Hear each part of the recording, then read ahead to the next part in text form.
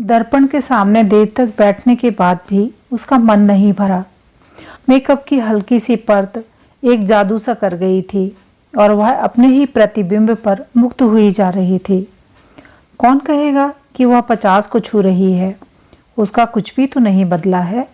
उम्र के साथ चेहरा थोड़ा भर गया है, बालों में इक्का दुक्का रुपहले तार झलमला रहे हैं, बस। पर इन बातों ने तो उसके सौंदर्य को गरिमा ही प्रदान की है। अब तो सारा दिन ही जैसे भागम भाग में बीतता है। बिंदी लगाने भर को वह आईने में झांक पाती है, नहीं तो एक समय वह भी था जब वह घंटों आईने के सामने बैठकर निहारा करती थी। उन दिनों कॉलेज भर में उसके रूप के चर्चे थे। इसी रूप जाल ने तो गिरीश को बांधा था। इसी के बल पर तो वह बिना किसी दान दहेज के इतने बड़े घर में आ गई थी। बड़ा घर याद आते ही उसका मन ऐसा कसैला हो उठा जैसे दांतों नीचे कोई कड़वी चीज आ गई हो।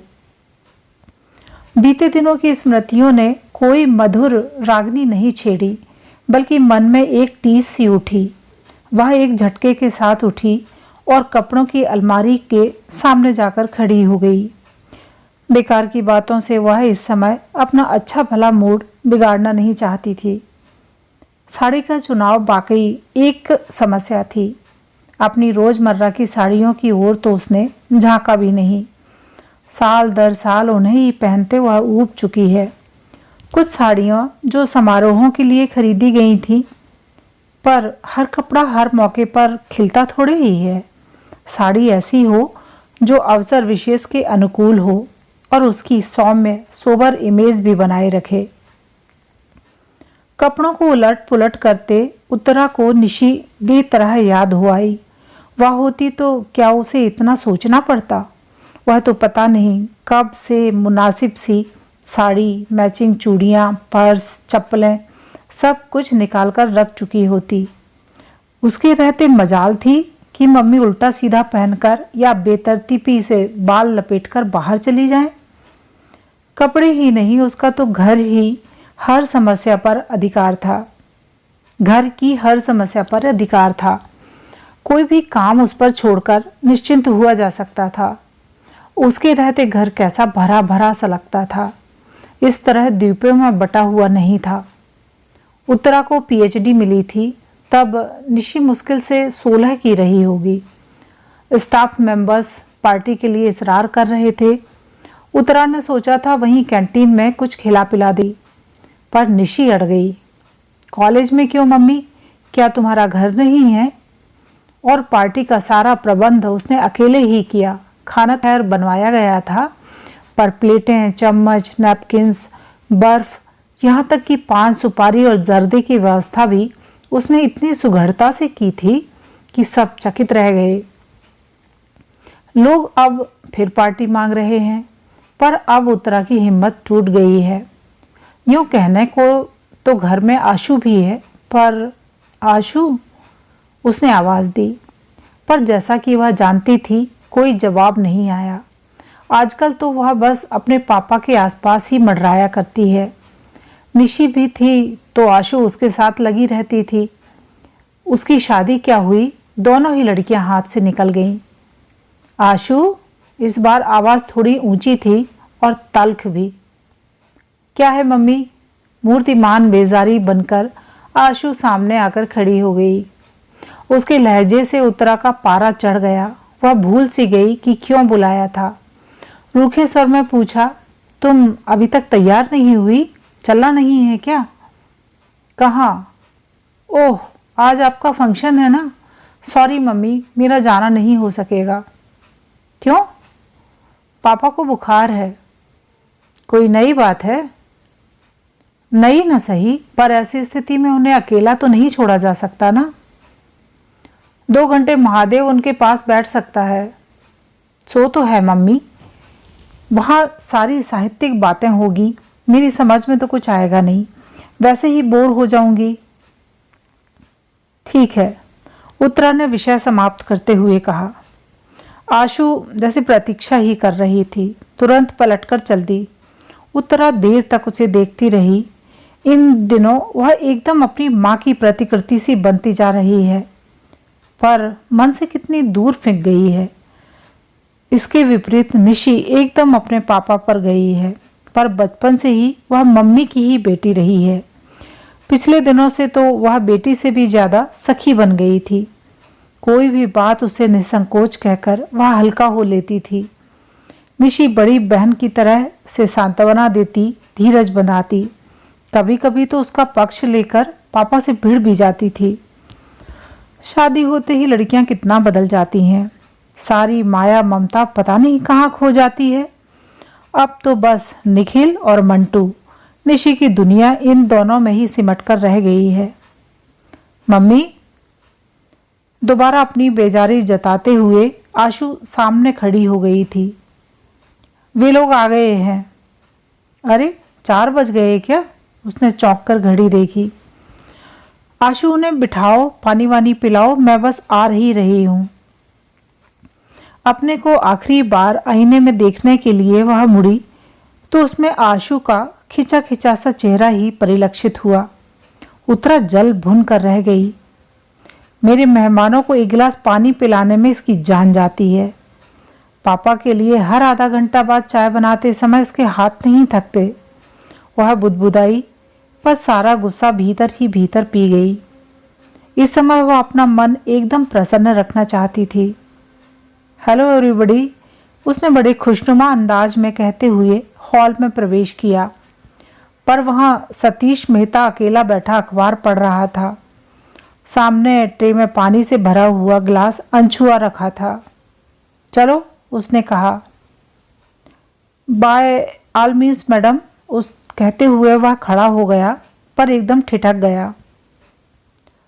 अंकल नहीं चलेंगे? दरवाजे तक पहुंच गई थी उत्तरा, पर देखा कि सतीश अभी वहीं खड़ा है। नहीं, अंकल नहीं चलेंगे, उनकी तबीयत ठीक नहीं है। स्वर को यथासाध्य तल्ख बनाते हुए उसने कहा। और आशु जी? सतीश ने अस्फुट किंतु उत्सुक स्वर में पूछा। नहीं, वह कैसे आ सकती है? उनके पास भी तो कोई चाहिए। वैसे तो मेरा जाना भी मुश्किल ही था, पर अब तुम लोगों ने इतना बड़ा आयोजन कर रखा है। और यह कहते हुए वह खटाखट सीढ़ियां उतरकर गाड़ी के पास जाकर खड़ी हो गई। मेहता को मजबूरन साथ आना ही पड़ा, पर उसके लिए दरवाज़ा खोलते हुए, अपनी सीट पर बैठते हुए और गाड़ी स्टार्ट करते हुए उसकी आंखें बराबर बंद दरवाजे पर, खिड़कियों के पर्दों पर लगी रहीं, पर उन्हें निराशा ही हाथ लगी। बेचारा सतीश, उत्तरा को उस पर दया हो आई। बेचारा जान छिड़कता है आशु पर वह लड़की है कि 1 मिनट पापा को आंखों की ओट नहीं करना चाहती। साथ नहीं आई न सही, पर गुड लक कहने दरवाजे तक तो आ ही सकती थी। गुस्सा तो उसके पापा पर आता है। ऐसे नाजुक मिजाज हैं कि हर पल किसी का आंचल थामे रहना चाहते हैं। 5 बहनों में अकेले भाई हैं, खूब लाड़ प्यार पाया है। अम्मा जी ने तो एकदम आग की पुतली की तरह सहेजा है।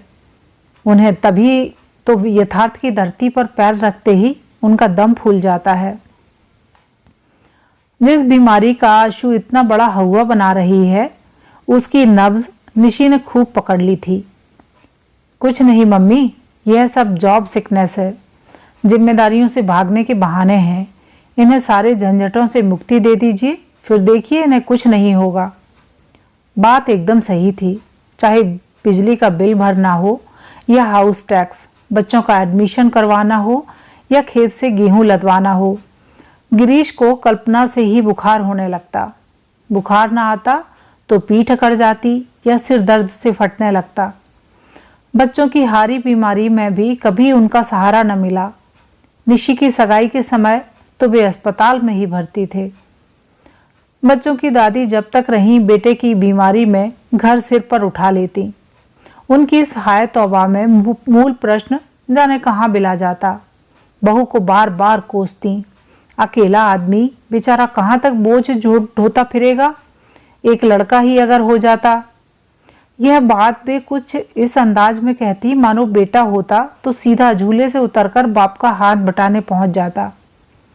अम्मा जी की मृत्यु के बाद तो गिरीश एकदम जैसे निराश्रित हो गए। पहले तो उन्होंने उत्तरा का सहारा लेना चाहा, पर वैसी संवेदनशील सेवा वह कैसे करती, कब करती? आखिर बच्चे भी तो उसी को पालने थे। नौकरी भी अब वह अपने शौकिया नहीं कर रही थी, वह जीवन की अनिवार्य आवश्यकता बन गई थी। बड़ा घर मात्र एक छलावा था, सारे सब्ज बाग दूर के ढोल निकले। वकालत की एक तख्ती जरूर टांग रखी थी दरवाजे पर, ताकि कोई यह न कहे कि निठल्ले हैं, बीबी की कमाई खाते हैं। शेष तो बस उत्तरा ही जानती है या उसका ईश्वर। पत्नी से निराश होकर अब उन्होंने आशु का दामन थाम लिया है। उन्हें इस बात का एहसास नहीं है कि इस तरह वे लड़की को तबाह कर रहे हैं। पता नहीं कैसे उसके मन में यह भय बैठ गया है कि उसकी शादी होते ही पापा एकदम अकेले पड़ जाएंगे। अकेलापन क्या इतना भयानक होता है? आखिर उत्तरा भी तो जी रही है, वह तो बरसों से भीड़ के बीच अकेलापन झेल रही है। उसने तो कभी शिकायत नहीं की। मैडम, वह जैसे हड़बड़ाकर तंद्रा से जागी। गाड़ी मछली की तरह फिसलती हुई कब कॉलेज पहुंच गई उसे पता ही नहीं चला। पोर्च में उसके कुछ कनिष्ठ सहयोगी और विभाग के छात्र छात्राएं स्वागत के लिए खड़े थे। गाड़ी से उतरते समय उसकी मनःस्थिति बड़ी अजीब सी थी। अपने ही कॉलेज में इस तरह मेहमान बनकर आना तो उसे अटपटा लग रहा था। वह तो बार बार मना करती रही, पर बच्चे नहीं माने। उसका गौरव, उसका सम्मान जैसे सबका हो गया था, इसे वे कैसे व्यर्थ होने देते? यह सब कुछ इतना अनपेक्षित था कि उत्तरा स्वयं हैरान रह गई थी। वर्षों के अध्ययन और परिश्रम के बाद उसने एक भारी भरकम पुस्तक लिख डाली थी, भारतीय नारी की सामाजिक चेतना, उदय और विकास। बड़ी मुश्किल से तो वह प्रकाशक जुटा पाई थी। उसने उस समय बस यही आशा की थी कि शिक्षा मंत्रालय द्वारा खरीद ली जाए। खरीद ली गई तो पुस्तक कॉलेज के पुस्तकालयों में पहुंच जाएगी। 4 लोग इसे पढ़ेंगे तो उसका श्रम सार्थक हो जाएगा। पर आश्चर्य, पुस्तक तो अकादमी पुरस्कार जीत गई। उसे तो सुनकर कानों पर विश्वास ही नहीं आया था। उसके छात्र जगत में तो आनंद की लहर दौड़ गई थी। पुरस्कार समारोह तो राजधानी में अगले महीने होना था, पर उन लोगों ने कॉलेज में उससे पहले ही एक सम्मान समारोह आयोजित कर डाला। उसे हमेशा अपने विद्यार्थियों से इतना आदर और स्नेह मिलता रहा है कि छात्र अनुशासनहीनता की पुकार मचाने वाले उसके सहयोगी अक्सर उससे ईर्ष्या करने लगते हैं। फैकल्टी का वह छोटा सा हॉल बड़े कलात्मक ढंग से सजाया गया था। हॉल में प्रवेश करते ही स्वयं प्राचार्य ने उठकर उसका स्वागत किया तो वह संकोच से गड़ ही गई। उसे पहले फूल मालाओं से लाद दिया गया, फिर भाषणों का दौर प्रारंभ हुआ। छात्र तो उसकी इस उपलब्धि पर गदगद थे ही, पर कुछ सहकर्मियों ने भी जब उसकी प्रशंसा के पुल बांध दिए तो उसे सुखद आश्चर्य हुआ। प्राचार्य महोदय ने भी 2 शब्द बोले। उत्तरा के कारण उनका यह कस्बाई कॉलेज देश के नक्शे पर आ गया था। प्रमुख अतिथि थे जिलाधीश महोदय। उसे सम्मान का प्रतीक वीणा पाणी की मूर्ति भेंट करते हुए उन्होंने भी औपचारिकतावश स्तुति में 2 शब्द कहने ही पड़े। वह सुनती रही और सोचती रही, काश आशु यहाँ होती, उसके पापा होते। वे लोग जरा देख तो लेते कि घर के बाहर उसे कितनी इज्जत मिलती है, प्यार मिलता है। पर वे यहाँ आते ही क्यों? पत्नी की गौरव गाथा निष्प्रह भाव से सुनने की सामर्थ्य उनमें कहाँ है? तभी न बुखार हो आया है। उस दिन जब कुछ लोग यह सुसंवाद लेकर घर पहुंचे थे, तब भी तो वे सहज भाव से उसे झेल नहीं पाए थे। कैसी रोनी सी आवाज में बोले थे, भाई हमने तो उन्हें पूरी स्वतंत्रता दे रखी है। जितना समय मिलता है अपने विषय को दो, घर बार की चिंता छोड़ दो, उसे हम संभाल लेंगे। अपन कोई बड़े विद्वान नहीं है, बस इतना योगदान ही दे सकते हैं। उनके हर शब्द से झांकते हीनता बोध ने उसे इतना नहीं कचोटा जितना उनके झूठ ने। मन हुआ सबके सामने उन्हें बेनकाब कर दे, बता दे कि वे कितना घर द्वार देखते हैं, पर चुप बनी रही। कभी कभी सुखी गृहस्थी का नाटक भी कितना जरूरी हो जाता है। इस समय भी वह प्रसंग याद आते ही उसका मन फुफकार उठा। सम्मान की सारी खुशी, सारा उत्साह ठंडा पड़ गया। रात भर जागकर एक आलेख तैयार किया था, पर बोलने के लिए खड़ी हुई तो एक भी शब्द याद नहीं आया। पहली बार कागज की जरूरत महसूस हुई। सुनने वालों ने समझा भाव विहल हो जाने से उनकी वाणी अवरुद्ध हो गई है, नहीं तो वह साक्षात सरस्वती हैं। लौटते समय आधा दर्जन लोग साथ थे। फूल, मालाएं और भेंट सामग्री उन्हीं के हाथ में थी। दरवाजा वैसा ही बंद था। चलते समय न तो किसी ने विदा किया था, न वहां अब कोई स्वागत में खड़ा था। अब चलेंगे मैडम, किसी ने कहा तो लगा मन पर हथौड़े की चोट पड़ी है। इतने बड़े हंगामे के बाद ये लोग उसे एकदम अकेला करके चले जाएंगे। कल्पना से ही वह सिहर उठी। ऐसे कैसे चले जाओगे? उसने कहा।